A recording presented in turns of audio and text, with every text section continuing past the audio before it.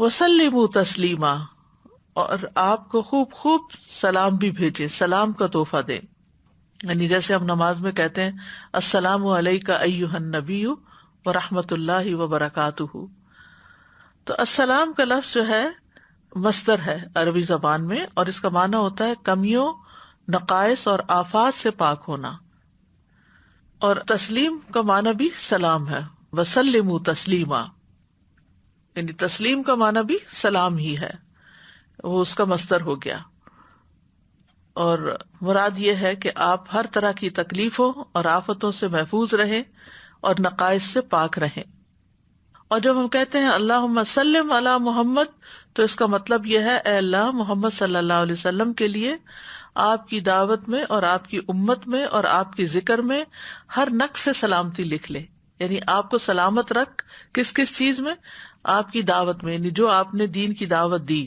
اور آپ کی امت کو بھی سلامت رکھ، اور آپ کے ذکر کو سلامت رکھ، ہر قسم کے نقص سے سلامتی عطا کر. تو یوں جب سے آپ صلی اللہ علیہ وسلم نبی بنے ہیں اور جب سے یہ درود کا حکم آیا ہے، جب سے آپ پر درود بھیجا جا رہا ہے اور یہ دعائیں مستقل ہوتی چلی جا رہی ہیں، تو گزرتے دنوں کے ساتھ ساتھ آپ کے مرتبے اور شرف میں بھی اضافہ ہوتا چلا جا رہا ہے، اور آپ کی امت کی تعداد میں بھی اضافہ ہوتا چلا جا رہا ہے، اور آپ کا ذکر خیر ہر جگہ بلند ہو رہا ہے. دنیا کا کوئی علاقہ اب ایسا نہیں کہ جہاں مساجد نہ ہوں، اور وہاں پر اشہد ان لا الہ الا اللہ کے بعد اشہد ان محمدًا عبدہ ورسولہ نہ کہا جائے، اور پھر اذان سننے کے بعد جو دعا ہے تو اس میں درود شریف بھی ہے، اور اس میں اللہم رب ھذہ الدعوۃ التامہ میں وآت محمدا الوسیلۃ والفضیلۃ وابعثہ مقاما محمودا،